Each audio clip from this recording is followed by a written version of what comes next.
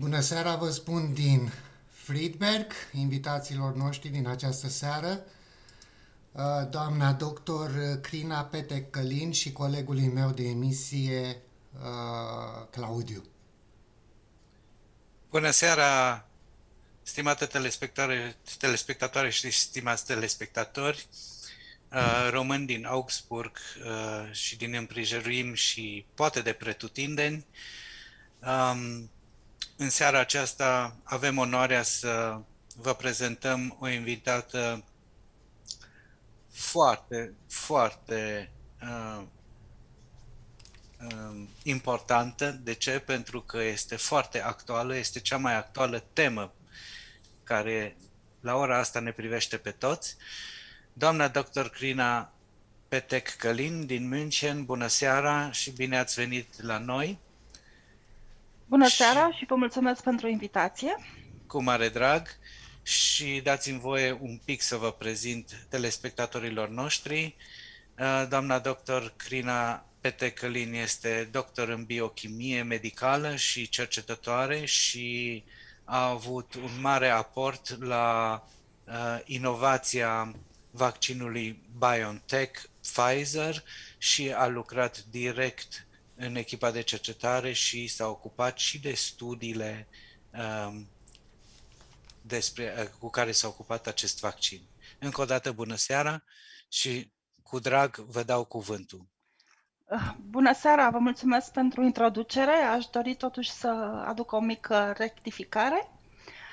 Am lucrat în München cu actualul vicepreședinte al companiei BioNTech. Am făcut nanometrie, dar nu am lucrat direct pe acest vaccin. Am experimentat la acel moment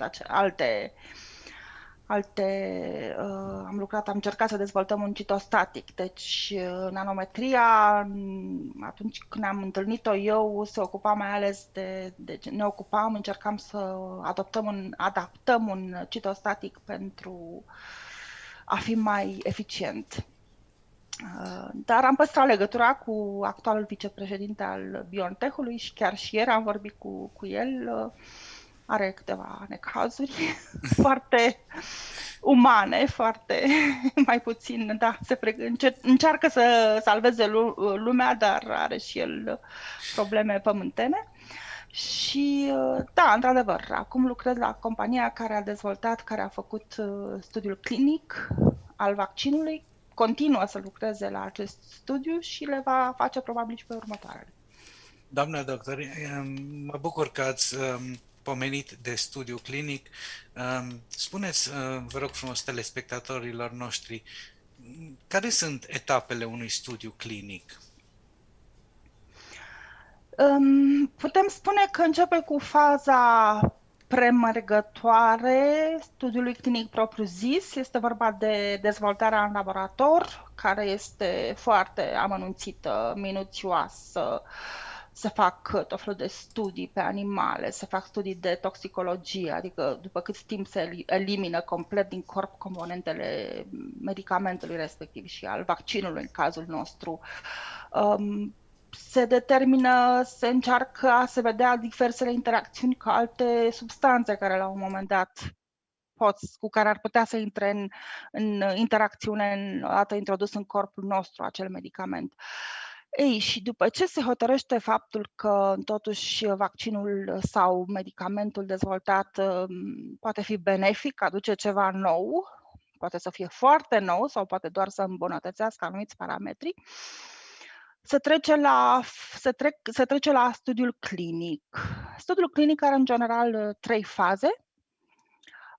Există faza 1, care se realizează doar pe voluntari sănătoși, deci nu este vorba de pacienți sau de oameni bolnavi, ci de persoane care stau în general într-o așa numită unitate clinică de fază 1, care se găsește de obicei într-un spital universitar, deoarece nu numai din acest moment încep să fie implicați și medici specialiști care să urmărească efectele pozitive sau poate chiar mai puțin pozitive ale viitorului medicament. Deci această fază 1 se realizează se pornește de obicei cu 24 de persoane sănătoase, 12 primesc noul produs, iar 12 un placebo, deci un produs asemănător, dar care nu conține substanța activă a medicamentului propus, a candidatului la a deveni medicament. Deci aceasta este faza 1, iar aceasta este făcută în special pentru a se vedea dacă în urma tratamentului, unui presupus tratament, oamenii rezistă, deci nu, Doamne ferește, nu mor sau se întâmplă să nu aibă reacții adverse deosebit de periculoase. Bineînțeles că pot să existe întotdeauna reacții adverse, dar de obicei sunt cele mai banale, senzație de vomă, amețeli sau dureri de cap. Acestea sunt cele mai des întâlnite, dar întotdeauna se poate întâmpla și mai rău. Bineînțeles că cei care participă sunt de obicei bine înștiințați cu privire la riscuri, dar ei și le asumă, îi interesează această parte, deci face parte din viața lor uneori, pentru că acești voluntari au obiceiul să participe la mai multe studii clinice, deci asta este în faza 1. Și una dintre componentele cele mai importante ale acestei doze, ale acestei faze 1, este determinarea dozei.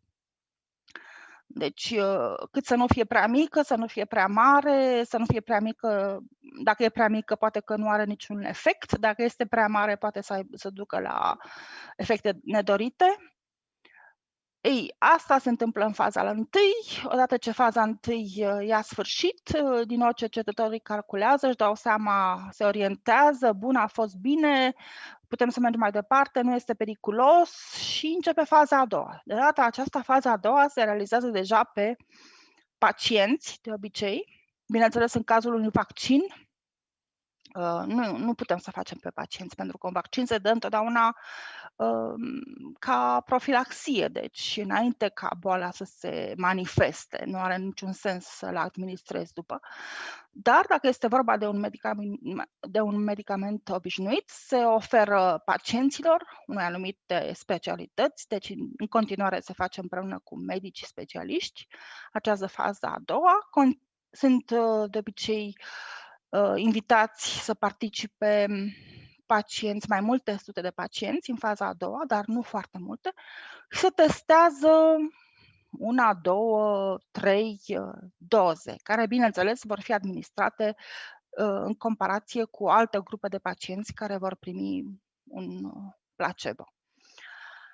Și, în general, deci, în acest moment, aici se determină doza, care este cea mai bună.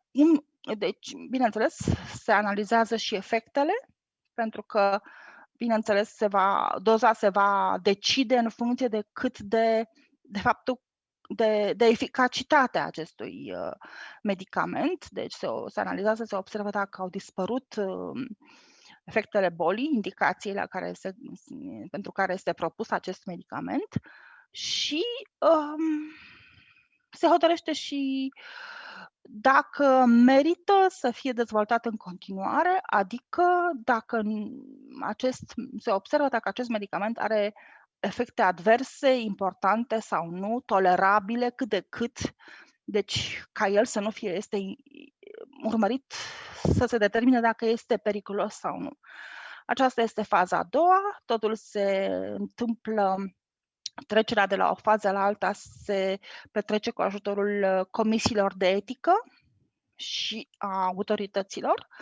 Deci fiecare țară, fiecare universitate are o comisie de etică sau așa numitele regulatory affairs, deci comitete, agenții naționale ale medicamentelor care analizează efectele dorite și nedorite ale candidatului la a fi lansat pe piață, medicamentul care ar trebui să fie lansat pe piață, și ele hotărăsc, da, se poate merge mai departe sau nu se poate merge mai departe, dacă nu se poate, de ce, ce ar mai trebui îndreptat, ce ar mai trebui analizat, ce ar mai trebui schimbat, sau pot să decide că nu este mult prea periculos și că ar fi mai bine să se încheie aici studiul. Dar dacă aceste comisii de etică și acești funcționari care analizează rezultatele studiilor clinice de până acum, din faza 1 și din faza 2, consideră că acest medicament este interesant și că nu e periculos, atunci se trece la ultima fază a studiului, ultima fază înainte de lansarea pe piață, faza a 3-a, în care se mai poate adapta un pic doza, nu mai sunt 4 grupe, se merge pe o anumită doză, dar se mai poate proba și o a doua doză, o anumită concentrație, o altă concentrație. Sunt invitați în studiu foarte mulți, de obicei mii de participanți, pentru a avea o relevanță statistică și pentru a putea analiza din punct de vedere statistic relevant la sfârșit rezultatele și de a vedea dacă într-adevăr acest medicament aduce ceva nou, îmbunătățește simptomele sau le face să dispară și efectele adverse sunt tolerate, nu sunt atât de periculoase încât medicamentul să nu poată fi folosit. Se analizează și rezultatele acestei faze a 3-a și se poate lua, în urma acestei a 3-a faze, se poate lua hotărârea, da, spun specialiștii de la Comisia de Etică sau de la Agenția Medicamentelor, spun da, putem să-l lansăm pe piață, puteți să-l aduceți pe piață în farmacii, să-l vindeți, să-l comercializați, pentru că e un medicament bun, aduce ceva nou. Sau nu se poate, e prea periculos. De obicei acestea sunt alternative. Înainte să continuăm emisiunea, vreau să îi rugăm pe cei care ne urmăresc în această seară, dacă au întrebări, să ne trimită în chat aceste întrebări, pentru că noi vom urmări toate întrebările dumnealor și vor fi adresate invitatei noastre din această seară. Tema emisiunii o să o vedeți în partea de jos a ecranului. Astăzi o să vorbim despre COVID, vaccinul COVID, pentru că sunt mai multe vaccinuri COVID, dar astăzi ne-am oprit la unul dintre ele. Probabil că o să punem întrebări legate și de celelalte vaccinuri care există pe piață la ora actuală. Îi rugăm pe telespectatorii noștri, dacă doresc, să ne și distribuie pe paginile lor de Facebook la care sunt asociați, ne-ar făcea mare plăcere și cu cât mai mulți telespectatori și mai multe întrebări, cu atât mai bine pentru noi. Și acum să continuăm. Ați explicat mai devreme care sunt fazele până când un vaccin ajunge să fie practic produs la scară largă și distribuit către cei cărora este adresat. Dar eu aș veni cu o întrebare un pic suplimentară. Cât de importantă este statistica în studiile clinice ca să acest vaccin să primească avizul favorabil? Întotdeauna am spus că există o regină a acestei studii clinice și aceasta este statistica. Deci regele, să spunem, este laboratorul, ce se întâmplă înainte de a trece la studiile clinice și apoi se fac protocoale, așa se spune. Lucrăm după un protocol, nu lucrăm la întâmplare. Introducem în studiu anumiți pacienți cu anumite simptome. Nu acceptăm alți pacienți care iau în mod continuu anumite medicații și așa mai departe. Și toate aceștia, numărul de pacienți introduși, subgrupele, categoriile, toate sunt date încă de la început de statistică. Deci statisticienii se strâng într-un anumit departament al firmelor care se ocupă de studiile, de a face studii pe piață, de a lansa medicamente pe piață, deci de a face studii clinice, iar acești statisticieni fac parte din departamentul de biometrie. Deja sună foarte interesant. Biometrie înseamnă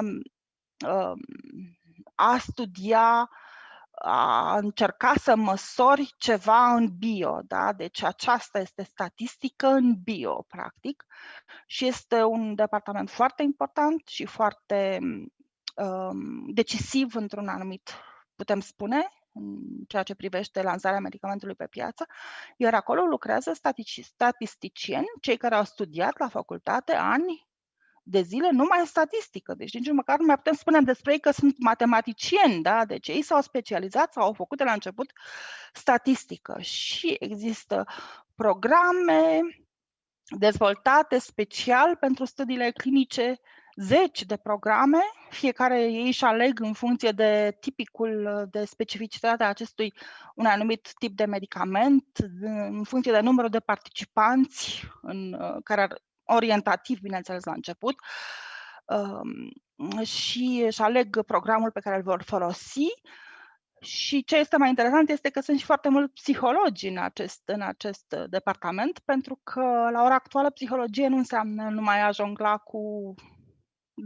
cu visele, ci se încearcă a se măsura în mod, a face un fel de sociologie, da? Deci se analizează rezultatele, se interpretează statistica. Și acești oameni asta fac de dimineața până seara, analizează rezultate.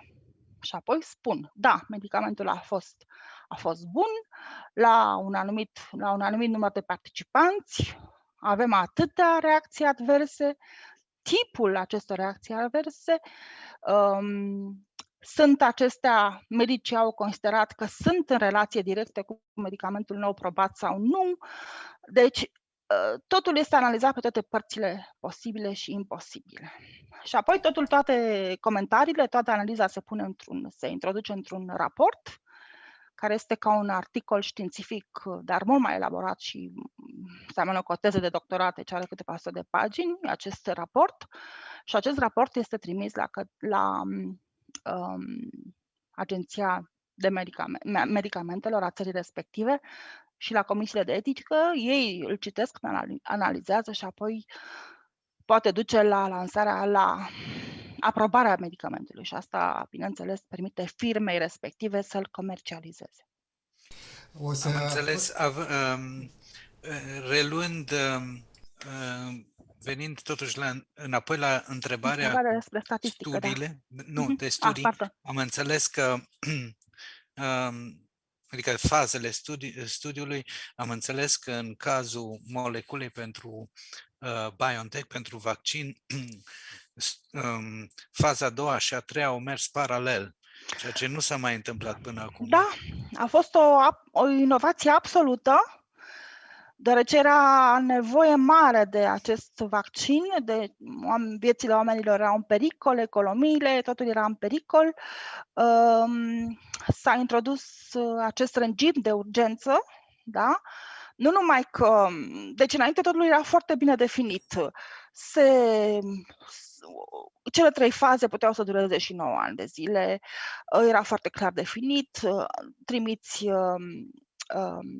protocolul la Comisia de Etică, aceasta stă un an și ți le analizează, apoi îți dă aprobarea sau nu ți-o dă, sau îți spune să mai schimbi câte ceva, apoi faci faza 1, îți analizezi rezultatele pe îndelete, trimiți din nou elaborezi raportul, apoi trimiți din nou la Comisia de Etică și ceri să intri în faza a doua, mai aștepți un an, faci faza a doua în câțiva ani de zile, în 2 ani, de obicei așa dura 2 ani de zile, până îți găsești medicii pe care doresc să participe, până medicii respectivi reușesc să vorbească cu diversi pacienți, să-i convingă, să tragă de ei, să le explice de ce ar fi bine să participe sau nu, care sunt riscurile, care sunt beneficiile. Deci totul se întindea și dura, cele 3 faze puteau să dureze și 9 ani de zile. Acum a fost nevoie urgentă de acest vaccin, ca acesta să ajungă cât mai repede pe piață, era foarte important. Și nu s-a sărit peste faze, nu s-au scurtat, din contră, au introdus în studiu 10.000 de participanți, 43.000 de participanți au fost în faza a 3-a.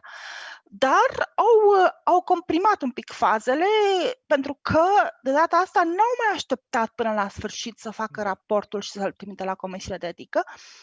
A existat o modalitate nouă, comisiile de etică primeau rezultatele pe măsură ce se întâmpla în timp util, în timp real. în așa fel încât în timp real, în așa fel încât roll-out se numea sau roll-on, nu mai știu exact care s-a numit procedura, în așa fel încât în momentul în care studiul se apropia de sfârșit, ei deja cam știau ce s-a întâmplat în studiu și nu mai aveau nevoie de a sta și a discuta prea mult, pentru că ei urmăreau tot timpul ce se întâmplă. Și observau că totul decurge cum trebuie, că rezultatele sunt bune, că nu este periculos și atunci puteau să se treacă la faza a doua și la faza a treia s-a trecut aproape instantaneu. Și-au luat și decizia extraordinar de importantă și de neobișnuită de a face cele două faze, faza a 2 și faza a 3, în paralel. Deci, și asta a scurtat foarte mult timpul, dar totuși rezultatele au fost corecte, analizate cum trebuie și mai ales au fost foarte relevante pentru că au introdus foarte mulți voluntari în studiu, deci 43.000, 21,5 de mii au primit placebo, ceilalți au primit vaccinul, n-au fost reacții adverse spectaculoase, nu păreau a fi în legătură cu vaccinul, deci a fost safety, iar la sfârșit ei nu au știut rezultatele, nu știau dacă este și eficace. Da. Asta este, puteau să urmărească efectele adverse, dar nu știau dacă acest vaccin funcționează sau nu. Și apoi, într-o dimineață, au introdus cheia, deci au devoalat, pentru că nici ei nu știau până atunci cine sunt cei care au luat un placebo și cei care au luat vaccinul. Și a fost uluitor pentru toată lumea să aflăm, deci luni dimineața am aflat asta pe la 11, că vaccinul are o eficacitate de 95%. A fost mult peste așteptări. Eu cel puțin am fost entuziasmată, nu puteam să cred că de obicei un vaccin bun are o eficacitate de 60-70%. 95% a fost mult peste așteptări și s-au confirmat. Deci de un an de zile de când se folosește se confirmă aceasta. Mai ales după câte am înțeles că principiul prin care lucrează vaccinul este absolut nou. Dumneavoastră m-ați corectat la început când am făcut prezentarea și ne-ați spus de domnul dr. Heinrich, care de fapt a făcut această inovație și spuneați că lucrați de fapt la un medicament, un citostatic, dar principiul este de fapt nou la cum lucrează vaccinul, și anume se ia practic o moleculă și se împachetează în ARN și aici aș vrea să vin cu întrebarea. Noi doi, dumneavoastră și cu mine, știm care este diferența, dar spun rămășag că foarte, foarte mulți oameni nu știu care este diferența între ARN și ADN și din cauza aceasta au apărut tot felul de discuții care nu erau benefice pentru vaccin sau pentru acceptarea vaccinului de către oameni. Înainte să răspundă doamna doctor, o să rugăm pe cei care ne urmăresc acum să vină cu întrebări către doamna doctor, pentru că întrebările vor fi adresate direct doamnei doctor și vor primi și răspunsurile în mod direct. Să încerce să depășească emoția sau această teamă de a pune întrebări, pentru că totuși suntem o emisiune deschisă care dorim să fim interactivi cu telespectatorii noștri și în același timp să aducem și informație, dar să dăm și niște răspunsuri la care poate telespectatorii noștri nu au până acum răspunsuri clare. Și acum o să o las pe doamna doctor să răspundă la întrebarea lui Claudiu, după care o să vin eu cu o altă întrebare. Da, cu plăcere. Aș dori chiar să răspund câteva întrebări proaspete. Deci, această tehnică nanometrică nu a fost inventată totuși de către colegul și fostul meu coleg și de către prietenul meu, doctorul Heinrich Haas. El a aplicat-o, practic. Deci, a început să se aplice în științele farmacologice încă de acum 15 ani, 16 ani. Deci, nu a fost brevetată de către el, bineînțeles, dar el a reușit să o aplice și să o perfecționeze într-un mod cu totul deosebit. Atunci când am lucrat eu cu el, noi încercam să introducem într-un vehicul, într-un transportor lipidic, nanometric, un citostatic mai vechi și să-l îndreptăm exact către tumoare. Asta era marea provocare, era foarte greu, nu, să introduci un medicament într-o particulă extrem de mică, deci când vorbim de nanometrie trebuie să facem o comparație, deci o particulă nanometrică, dacă este să comparăm cu corpul nostru, este cam de dimensiunile unui măr comparat cu întregul glob pământesc. Deci cam acesta ar fi raportul metric direct, ca să spunem așa. Deci e într-adevăr foarte greu și nu trebuie să ne imaginăm că luăm o picătură de untură, nu? Dacă este o lipidă nanometrică, o picătură de untură foarte mică, o introducem în corpul nostru și acolo stă înăuntru citostaticul sau noul vaccin, RNA-ul mesager în cazul vaccinurilor și aceasta o transportă așa frumos ca un tren de mare viteză exact acolo unde ne dorim noi. Nu, intră într-o vâltoare sanguină, trebuie să treacă prin tot felul de pori ale membranelor celulare, al capilarelor sanguine, poate să intre în interacțiuni chimico-fizice sau chiar chimice cu alte componente ale sistemului nostru, ale celulelor noastre, cu alte medicamente care se învârtesc pe acolo, cu mâncare, și totul trebuie analizat și determinat. Da, scapă, reușește să păstreze acest vehicul în interiorul lui sau strâns de el, apropiat, citostaticul sau RNA-ul mesager în cazul vaccinului și acesta nu iese înainte de a ajunge la locul faptei din picătura de grăsime, din lipidă.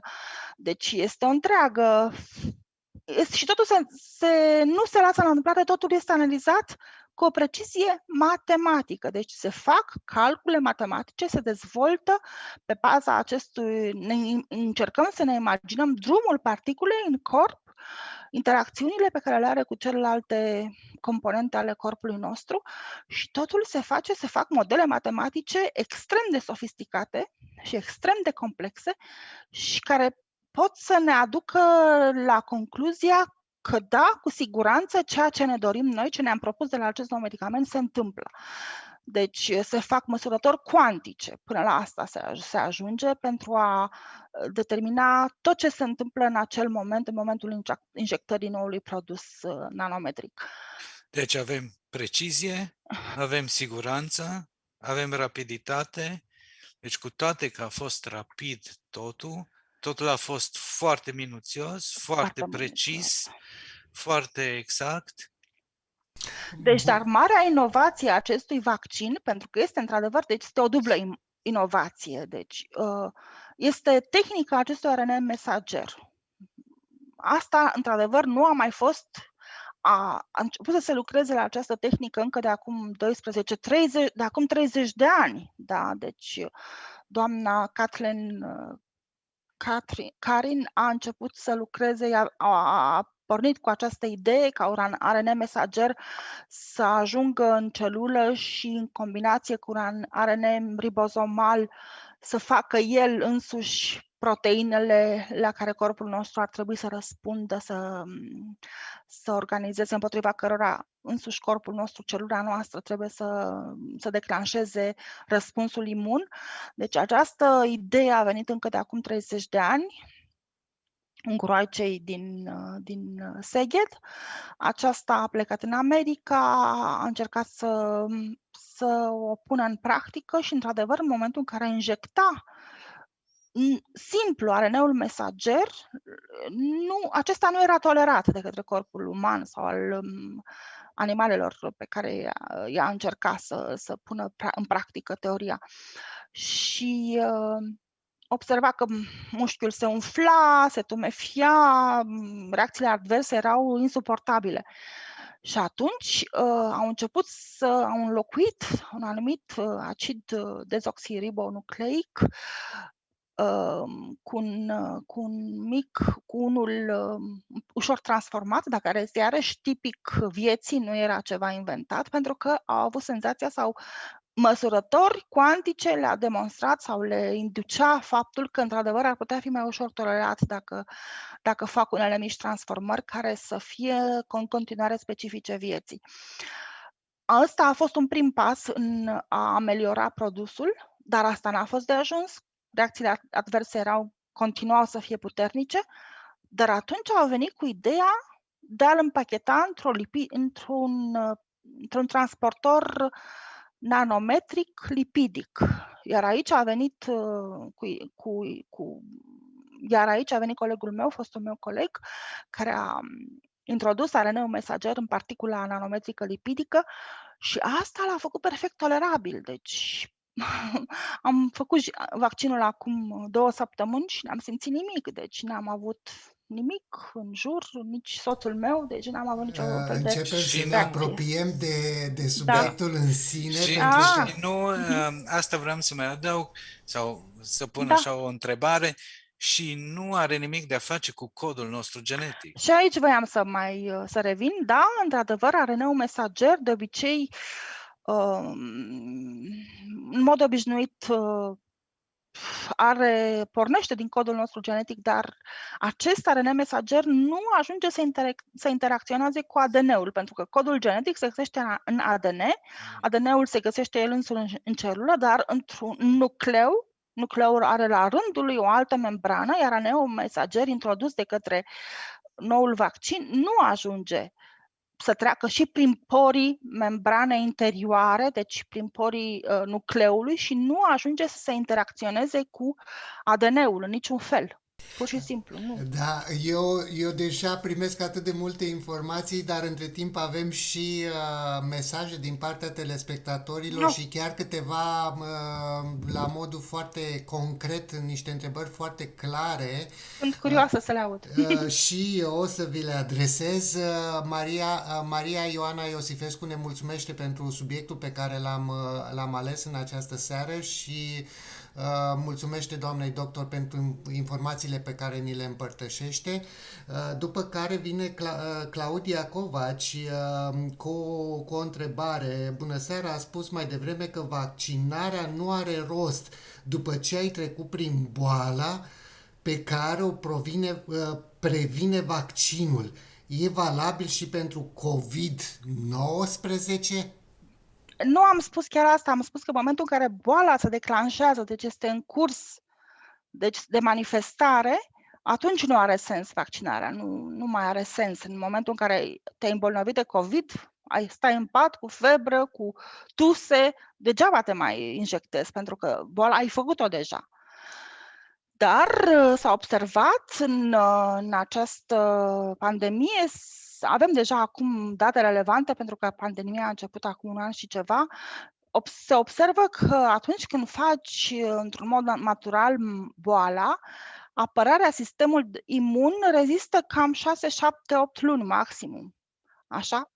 Încât, chiar dacă ai făcut-o, se pare că este bine să mai faci măcar o doză de vaccin, pentru că aceasta ajută se pare că vaccinul durează mai mult. Imunitatea căpătată după vaccinare durează chiar mai mult de 1 an, 12-14 luni, putem să vorbim despre asta acum, deși pentru că primele persoane care au fost vaccinate în cadrul studiului clinic au primit vaccinul în mai-iunie anul trecut și ne apropiem de 1 an și ei continuă să fie imuni. Asta înseamnă că după vaccin poți să stai și 1 an fără să faci boala, dar probabil că după 1 an va trebui să mai facem un rapel, să mai împrospătăm un pic apărarea imună sau să-i mai dăm un pic de avânt. În schimb, după ce faci cazuri extrem de severe de COVID, de SARS-CoV-2, poți spera la 7-8 luni de imunitate naturală. Dacă faci cazuri mai puțin severe, deja după 5-6 luni trebuie să te gândești, poți să te gândești că ai mai putea să mai faci o dată boala. Așa că vaccinul este indicat după ce faci boala, poate fi făcut o doză, dar nu în timp ce o faci. Asta este clar. Am înțeles. Mulțumim celor care ne pun întrebări. O să adresez următoarea întrebare către dumneavoastră. Dacă telespectatorii noștri au întrebări, vă rugăm mult de tot să le scrieți în chat și noi le vom adresa invitatei noastre. Dacă doriți să ne și distribuiți, ne-ar face o mare plăcere. Următoarea întrebare. Totuși, săptămâna trecută este o întrebare din partea Alinei Langă. Claudiu poate spune ceva numele de Alina Langă. Săptămâna trecută... Da, eu a fost o colegă de-a mea de facultate. Săptămâna trecută au fost peste 400 de cazuri de persoane vaccinate care au făcut boala, forme ușoare și medii. Practic, nu e eficient pe mutație, așa cum se spune. COE-ul de la Pfizer zice că se pregătește doza a treia. E real? Salutări, Claudiu, din partea prietenei tale din Timișoara. Da. Întotdeauna s-a spus că acest vaccin, în urma acestui vaccin, se poate totuși să mai faci o formă foarte ușoară a acestei boli. Deci, nu-ți oferă o imunitate de 100%, imunitatea este de 95%, deci 5% dintre persoanele injectate nu dezvoltă deloc anticorpi și fac boala ca și când nu ar fi fost injectate niciodată cu vaccinul. Și o parte, cam 10% dintre cei care sunt injectați, au un răspuns imun, dar nu atât de puternic încât să nu faci boala deloc, o faci, dar într-o formă foarte puțin periculoasă. Deci cei 400 care au făcut-o pentru că au o anumită particularitate a sistemului lor imun. Acesta nu a răspuns perfect la vaccin, dar cât de cât au răspuns și au făcut boala într-o formă mai puțin gravă, deci lejeră. Despre cea de-a treia doză care se pregătește, da, se pregătește. Chiar am vorbit ieri cu domnul Haas, care a spus că lucrează deja pe următoarea formă de vaccin, care se adresează, bineînțeles, mutațiilor care au apărut deja, dar aceasta este recomandată peste un an de la momentul în care te vaccinezi cu prima doză, deci este acel rapel, acea amintire și în același timp, dacă e să ne gândim la vaccinul gripal, este așa se întâmplă și cu vaccinul gripal. În vaccinul gripal, deci virusul gripal, influența, are mutații și mult mai multe decât virusul COVID. Deci, într-adevăr, dacă ne gândim bine sau dacă ne aducem aminte, cam toamna încercăm să ne vaccinăm împotriva gripei obișnuite, pentru că și trebuie tot timpul să ne prospătăm, să facem un nou vaccin, pentru că sunt mereu alte tulpini. Pentru că un virus nu are un sistem de corectură al replicării, deci își replică ADN-ul și face mereu greșeli și atunci mereu apar mutații care sunt un pic diferite și atunci vaccinurile trebuie adaptate. Ori asta se întâmplă în cazul influenței, gripei obișnuite, asta se întâmplă și în cazul acestui virus nou, corona, care și el greșește, dar chiar greșește mai puțin decât virusul gripal. Dar, după cum vedeți, auzim despre varianta indiană, până acum vaccinul BioNTech reușește să ne protejeze de toate variantele care au apărut până acum. Ați răspuns exact la întrebarea care urma, dar o să vină o altă întrebare din partea lui Sevi Maia. Concluzia este, va trebui să ne vaccinăm în fiecare an ca la vaccinul antigripal. Dumneavoastră deja ați explicat lucrul acesta. Da, cred că da. Că va deveni practic o formă normală, se întrevede, regulată. Dar adică virusologii spun că totuși acest virus face greșeli mai puține decât alte virusuri și asta gândesc ei că s-ar putea că dacă în următorii 5 ani ne vom vaccina asidu și nu numai noi, cei din Uniunea Europeană, America sau Marea Britanie, dar cei din India, din China, din America de Sud, din Africa, deci toată lumea, pentru ca nu le mai oferi corpuri a nu mai oferi acestui virus corpuri nevaccinate, nepregătite imun, în care acesta să se poate desfășura așa cum vrea el, să se replice la infinit până când face noi mutații. Deci dacă noi ne conștientizăm acest fapt și observăm că vaccinurile sunt bune și ne apără și ne ducem și ne vaccinăm în fiecare an, atunci putem chiar să le eradicăm pentru totdeauna. Bun, o să vin iar cu o întrebare concretă. Cei care au făcut deja această formă a bolii COVID, mai este nevoie să-și facă vaccinul?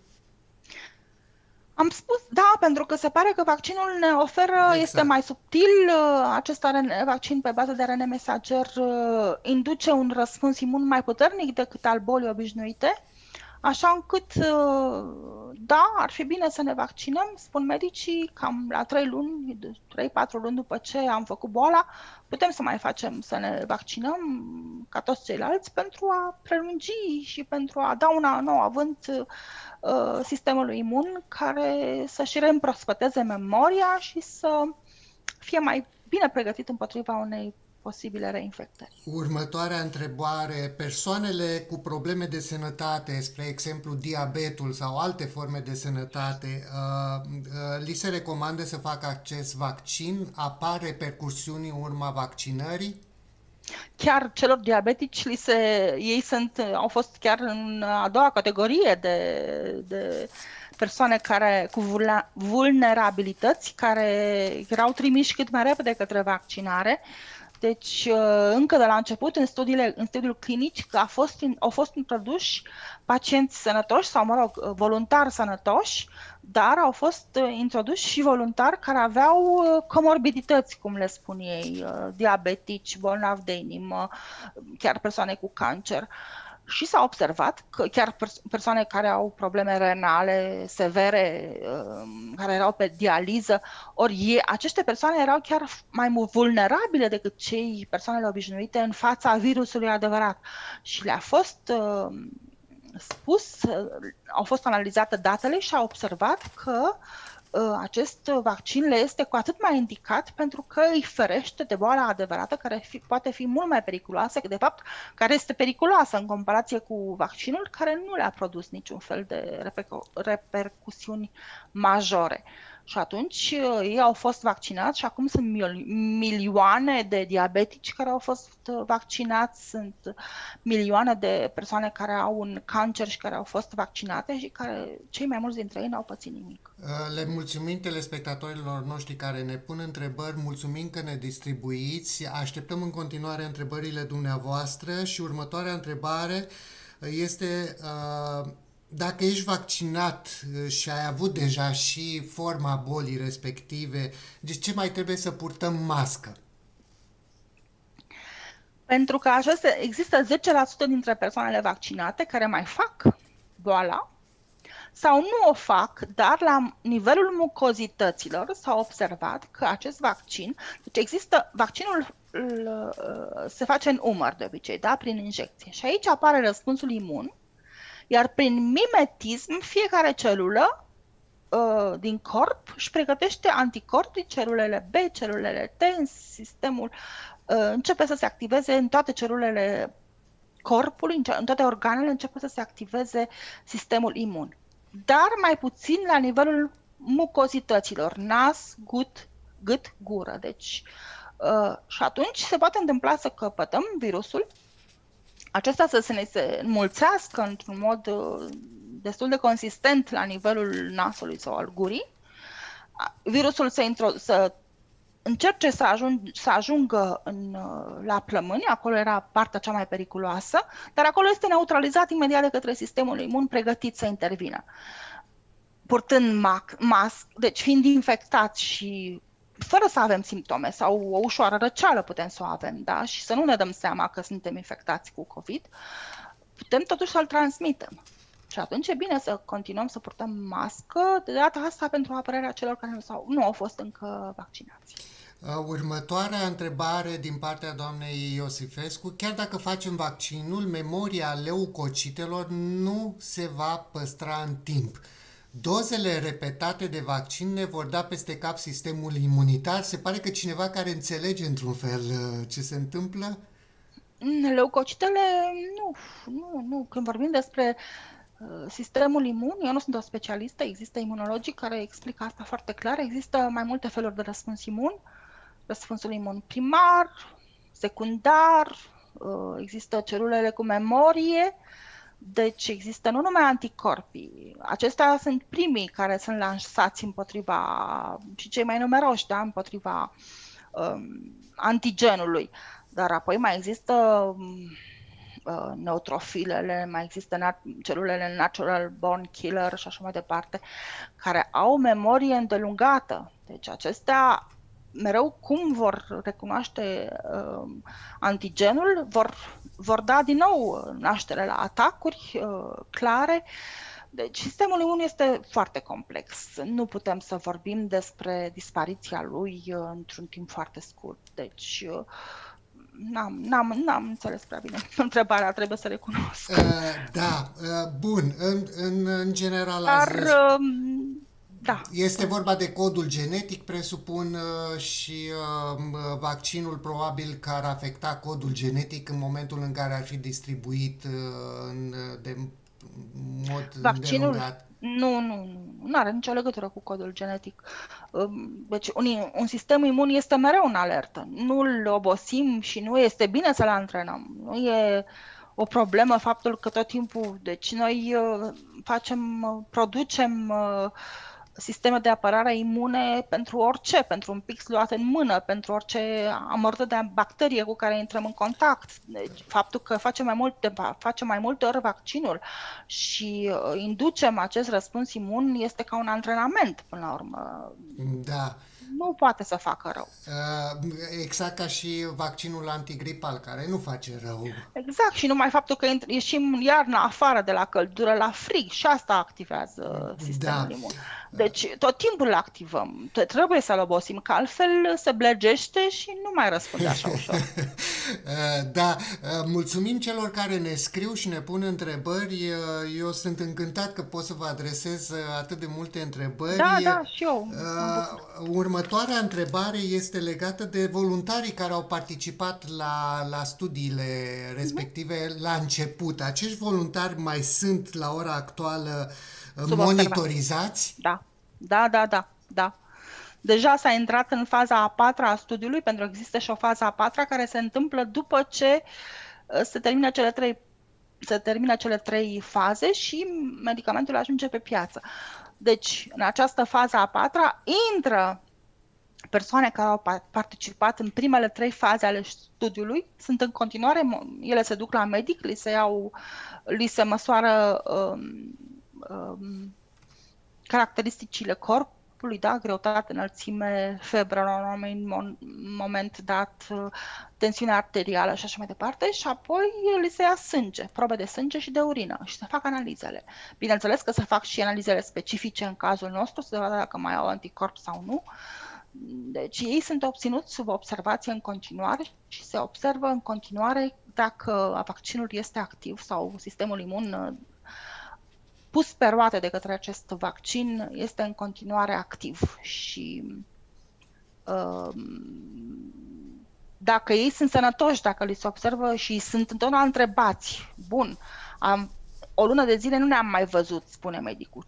Ce simptome ați avut în perioada asta? V-a durut capul? Ați avut probleme cu urinatul? Ați avut diaree? Ce vi s-a întâmplat? Și toate simptomele sunt notate. Cea mai mică, chiar dacă și-au căzut pe stradă și și-au rupt piciorul, ei tot vor fi aceste simptome. Acesta va fi trecut ca adverse event și apoi se va analiza cât și-au rupt piciorul. Dacă observă că 50% dintre participanții în studiu și-au rupt piciorul, înseamnă că s-ar putea să fie ceva în legătură cu vaccinul. Dacă vaccinul respectiv produce deformări sau decalcifiere și oamenii își rup mai ușor oasele. Deci am dat un exemplu plastic. Nu s-a întâmplat asta, să nu credeți că produce decalcifiere. Dar totul se analizează și totul se face o statistică și se spune Și în funcție de observă informațiile simptomele. pe care le Se publică acumulează, și după aceea se fac, după cercetările respective, se intervine asupra exact. următoarei Da, modificări a da, da. vaccinului. Următoarea întrebare. Îmi pare rău, Claudiu, că va trebui să vorbesc numai eu, pentru că eu urmăresc întrebările. Te rog frumos. Poate ai și tu întrebări și nu m-a apus să le pui, să le adresez, dar cred că mai important sunt întrebările telespectatorilor, pentru Absolut. că ei sunt cei care ne fac să ne simțim utili prin intermediul acestei emisiuni. Ca o paranteză, mă amuză felul în care spuneți telespectatori, adică suntem la televizor, nu pe Facebook. Urmăritorii noștri de pe Facebook, prietenii noștri de pe Facebook. Așa, da. La mine este o deformare profesională. Bună seara, doamna Petec Călin, vă spune Cristian Roșca, vă mulțumim pentru prezență și pentru informații. O întrebare legată de efectele benefice și cele negative. În comparație cu un vaccin gripal, cât de puternic este acest vaccin? Are un spectru larg sau este eficient doar împotriva acestui virus? Și în comparație cu un vaccin tradițional, cât de mic este impactul negativ? Se pare că în comparație cu un vaccin tradițional, impactul negativ este asemănător, deci nu are mai multe efecte adverse decât vaccinurile gripale cunoscute până acum, dar în termen de eficacitate este mult mai bun. Deci deja un plus pentru acest vaccin. Bun, și cealaltă întrebare era... Și în vaccin tradițional, cât de mic este impactul negativ? Ați răspuns deja. Cât de puternic este acest vaccin? Are un spectru larg sau este eficient doar împotriva acestui virus? Nu are spectru larg. RNA-ul mesager este copiat după RNA-ul mesager al proteinei spike, cu care acest virus se leagă de celule și le ajută să intre în el, să le paraziteze. Deci este numai pentru acest vaccin, numai pentru acest virus. Eu zâmbesc pentru că telespectatorii noștri au și umor și apropo de mini-observația făcută de către dumneavoastră, zice, vă televedem.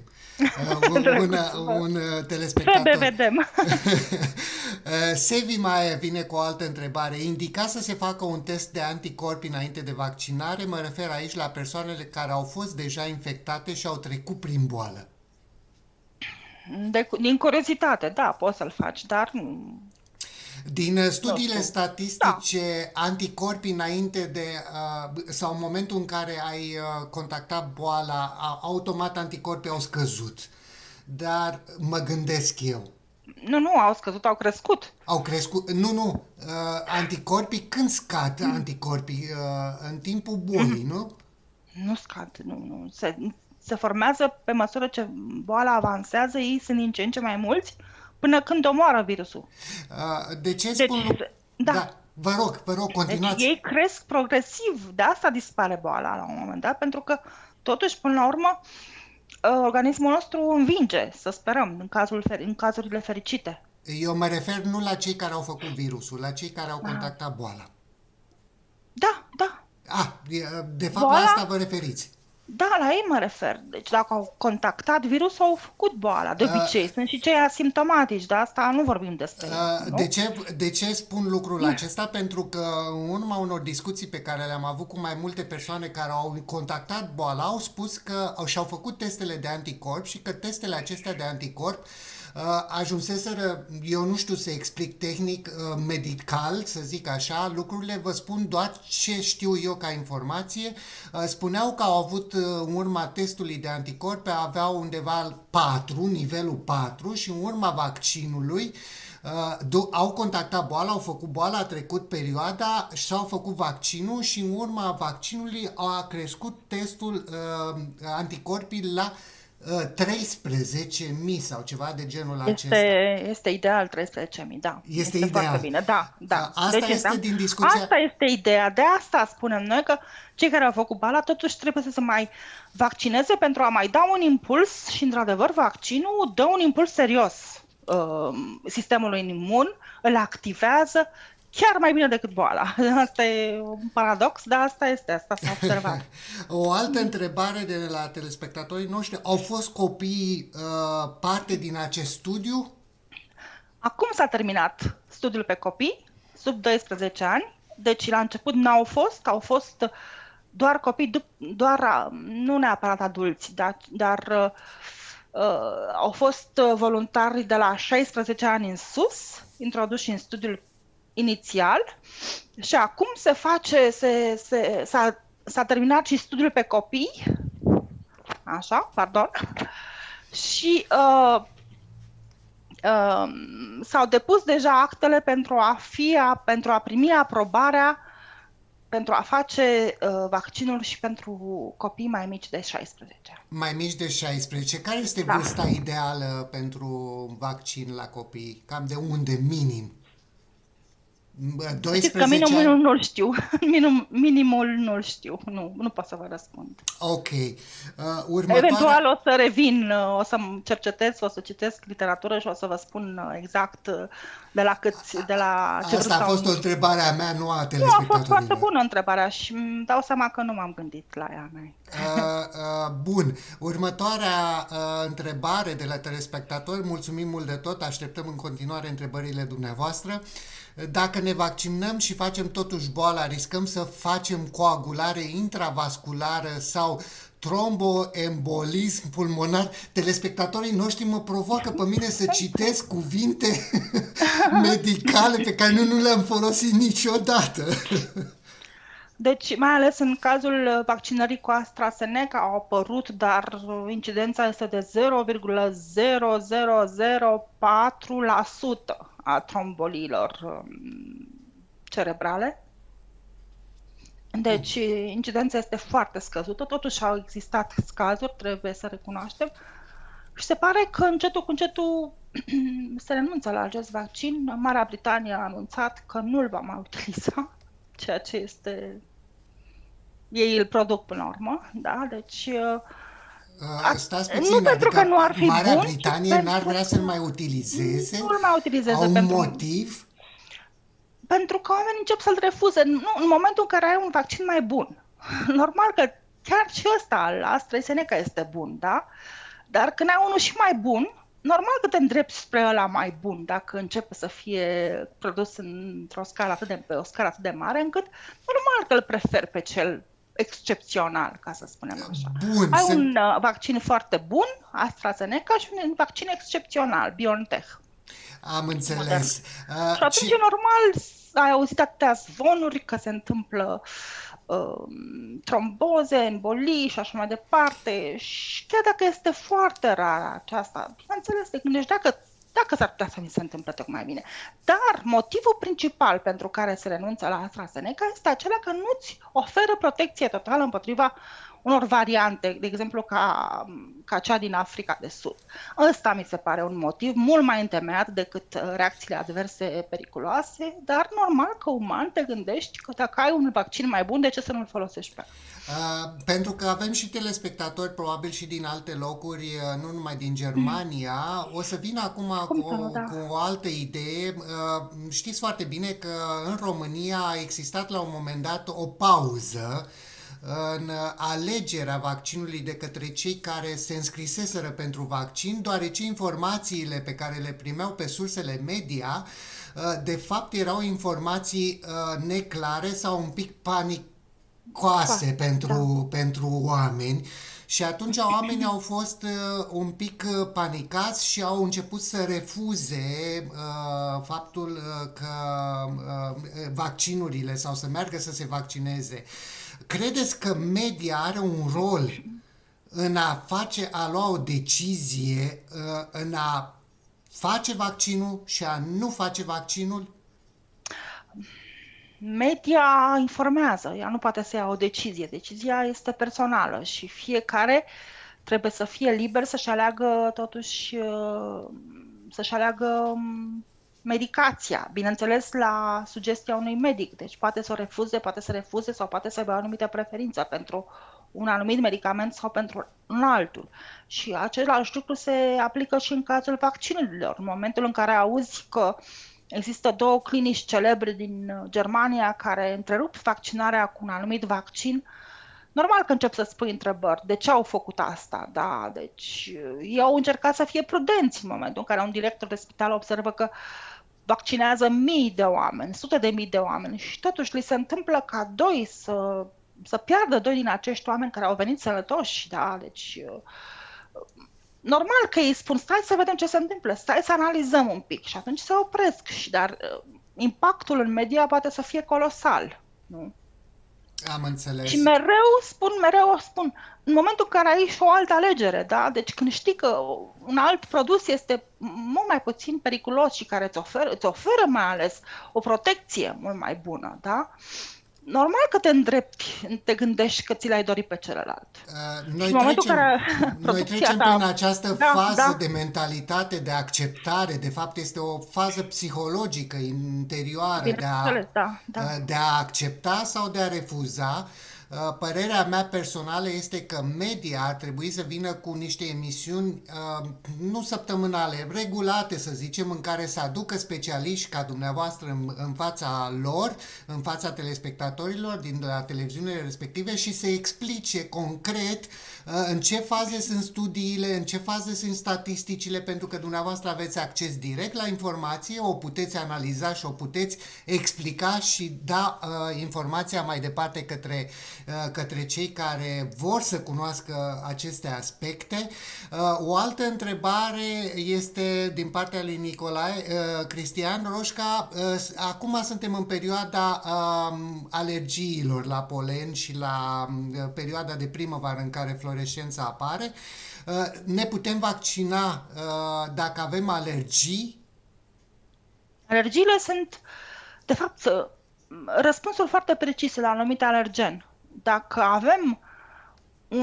avem o alergie la polen, asta nu înseamnă că trebuie să avem automat alergie și la vaccin. De fapt, trebuie să ne gândim foarte logic. Ce component are, mă refer la vaccinul pe care îl știu atât de bine, da? Deci acesta de la BioNTech. Are un ARN mesager, este format cu nucleotide, care se găsesc în mod obișnuit în corpul nostru, da? Din plante, deci putem să spunem că e natural. Așa. Are o picătură de grăsime, de lipidă, particulă nanometrică. Aceasta este asemănătoare, este formată din componente asemănătoare cu membranele noastre celulare, deci are cortizol înăuntru, are diverse așezări, da, diverse elemente care imită pentru a-l face compatibil cu membranele, da, se poate lipi de receptor și a-și descărca, pentru a descărca ARN-ul mesager în interiorul celulei. Deci, iarăși este un component natural. Nici acesta n-ar trebui să producă alergii. În schimb, există polietilenglicolul, care apare și în alte medicamente. Deci dacă am luat înainte un medicament care avea polietilenglicol și am făcut o alergie, și nu am făcut încă o alergie la el, pentru că l-am luat prima dată. Deci nu avem încă un... Dar, în momentul în care îl primim vaccinul, ni se declanșează răspuns imun puternic împotriva acestui element care este cam pro-alergen, așa se spune despre el. La ăsta facem alergia, nu la polen, da? Deci există unii care au un fond alergic extrem de dezvoltat și fac alergii la orice, da? Și atunci ei bănuiesc că vor face alergie și la acest în urma injectării vaccinului, dar medicii de la centrele de vaccinare sunt pregătiți, da, să intervină, au hemisuccinat de cortizol, de calciu, au toate elementele necesare pentru a împiedica agravarea acestei alergii. Deci intervin foarte repede și n-am prea auzit persoane care să moară în urma unui șoc anafilactic produs după injectare, pentru că există metode de a contracara acest șoc. Dar cei care facem când și când alergii, care nu avem totuși un fond alergic extrem de dezvoltat, trebuie să ne gândim că da, facem alergie în urma injectării, mai ales din pricina acestui polietilenglicol. Dacă știm că avem alergie la el, atunci este clar că o să facem alergie și în urma injectării. Dar Dacă avem alergie la polen, nu prea văd legătura între vaccin și polen.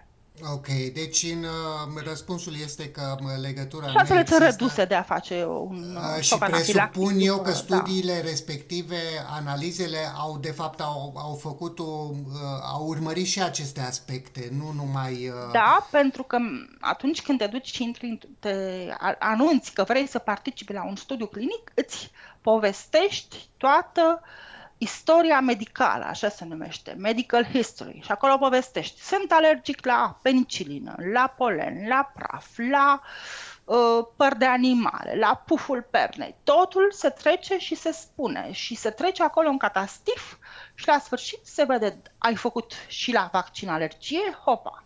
S-ar putea ca cei care sunt alergici la polen, la păr de animale, s-ar putea să facă alergie și la vaccin. Dar asta dacă există un număr statistic relevant, semnificativ, de persoane care au urmat același traseu. Deci au fost alergici înainte și au făcut alergie și la vaccin. Dacă nu, este o întâmplare, da? Deci nu Da, putem se controla pare chiar că totul. prietenii noștri de pe Facebook, ca să nu le mai spun Sau, telespectatorii noștri, încep să fie foarte interesați de dezvoltarea acestei teme pe care am ales-o și vine următoare întrebare din partea doamnei Mayer, spune așa, eu aș spune că da, ne referim tot la alergii, mai ales dacă alergia se manifestă cu astm și probleme respiratorii. Dacă vine COVID-ul peste astea, atunci e mai grav. Mă asta preocupă e și pe alt mine problema poveste. asta ca alergică. Asta este iarăși o altă poveste, da? Deci, dacă ești într-o perioadă de criză alergică, asmatică, nici asmaticii nu au tot timpul manifestări ale bolii, au și ei un anumit tot de obicei la animăluțele care se ascund în praf, da? Deci când intră în contact cu acești acarieni, atunci pot să aibă o manifestare mai puternică a alergiei. Deci dacă se întâmplă să facă și COVID în perioada aceea, îmi imaginez că nu este prea ușor.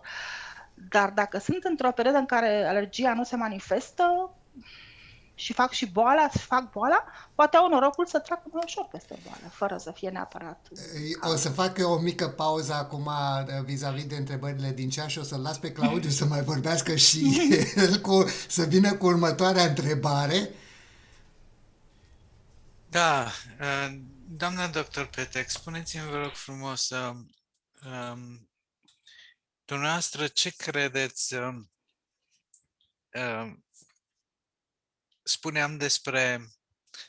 vorbeați despre faptul că anual va trebui poate să ne vaccinăm.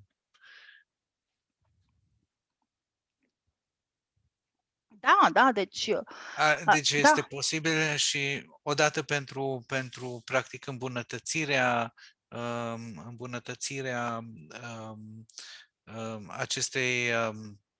acestui rapel sau acestei situații de a pune corpul nostru întotdeauna într-o ofensivă față de virus. Credeți dumneavoastră că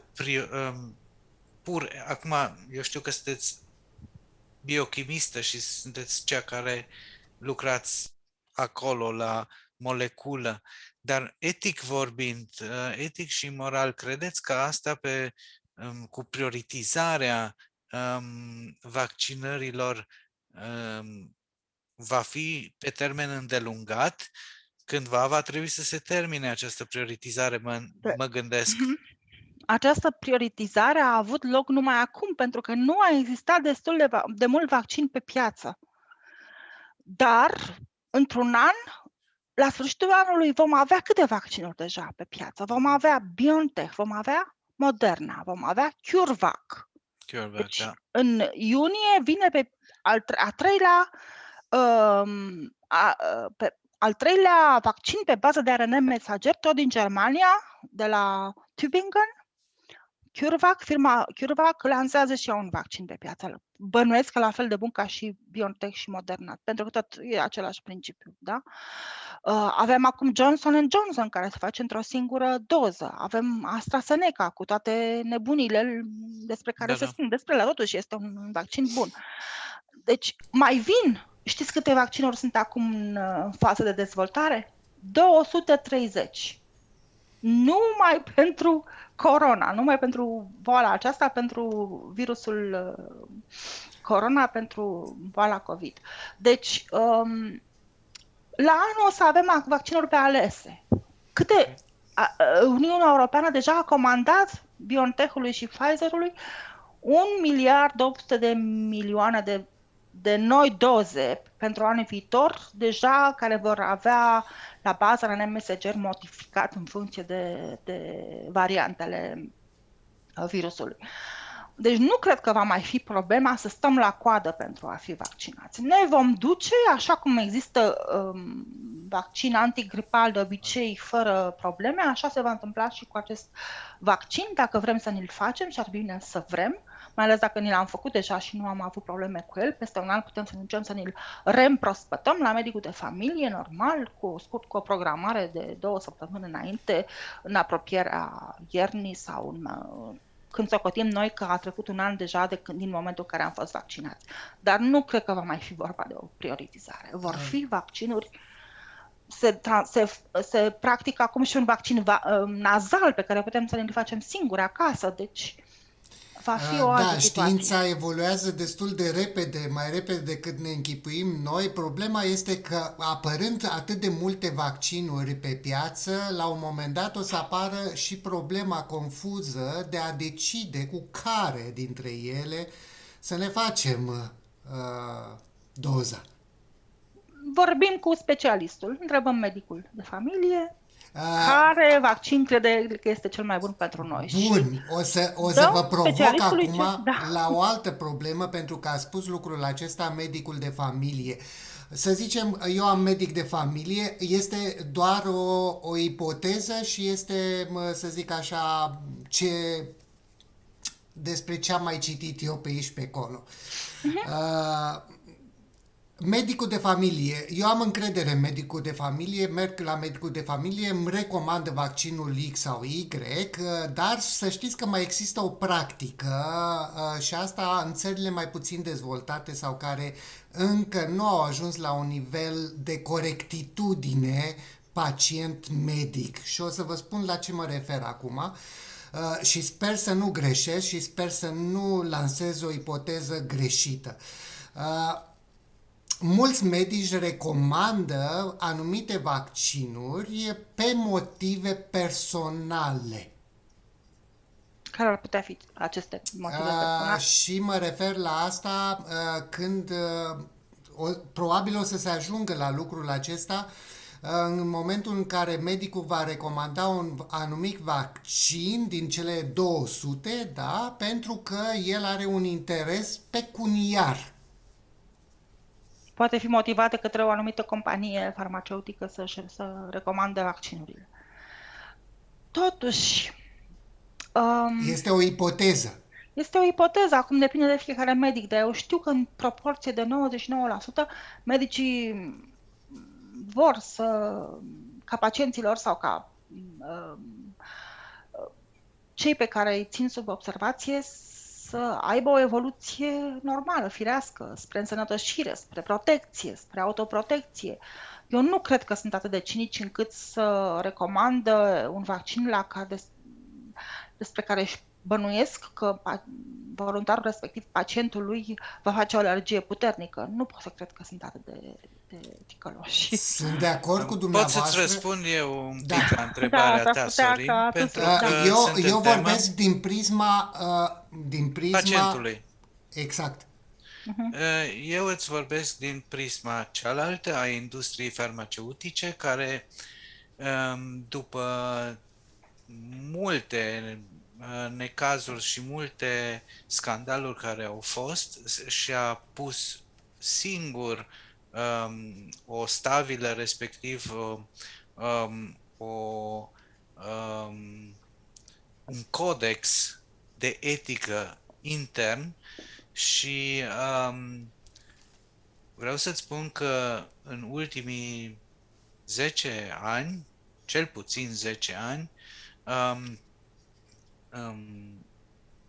situația s-a schimbat și se promovează medicamentele cu o etică foarte înaltă. foarte înaltă și e foarte riguros monitorizat totul și așa că în afară de asta, Claudiu, în afară eu de nu mă asta, refer în Germania. afară de asta, Germania știm foarte bine că are niște practici foarte clare. în Eu fac afară de referire asta, strict la țara din care provenim absolut toți, da? da, Din da, da, România. și tu ca pacient ai un cuvânt de spus. Un tratament, diagnosticul îți spune medicul, dar un tratament întotdeauna se face medic-pacient. Medic-pacient. Asta m-a învățat școala românească.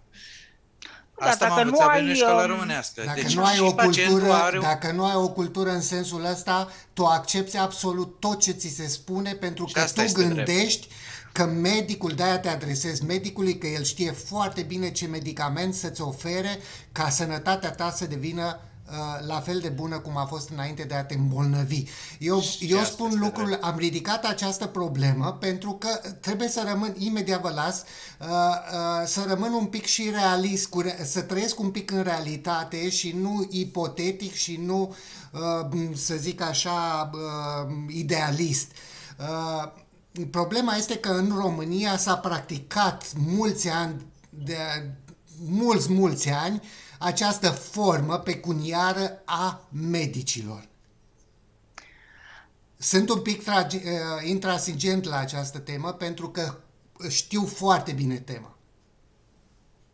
Eu cred că dacă un medic face asta de mai multe ori și greșește în felul acesta și pacienții lui încep să afle despre asta și se retrag, se duc la alt medic. Nu? Asta se întâmplă până la urmă. Am pățit-o și eu personal, m-am retras, am plecat la alt medic, pentru că eu aveam informația, dar sunt mulți oameni, vorbim acum despre connaționalii noștri, care chiar nu au această putere de a spune nu în fața unei probleme. Atunci eu îi recomand să se ducă să ceară întotdeauna încă o opinie. Da? Corect. Să se ducă la 2 medici. Scurt, Corect. sau 3. Asta este. Dacă pentru mai multă siguranță, întotdeauna trebuie și aici în Germania să practică lucrul ăsta. Mă duc la mai mulți medici și întreb. Și dacă văd că există opinii complet diferite, încep să-mi pun întrebări. Da? Dar știu, am ridicat această problemă nu pentru a face rău, ci este un subiect normal pe care îl consider să-l discutăm la fel de normal ca toate subiectele, exact cum vorbim și despre COVID. Acum, următoarea întrebare din partea unui telespectator. Cel mai tare actualmente deranjează faptul că nu ne putem întâlni în grupuri și disconfortul măștii purtate aproape toată ziua. Ținând cont de procentul mic de oameni vaccinați până acum, eu zic că în Germania, după părerea mea, nu este un număr foarte mic de vaccinări.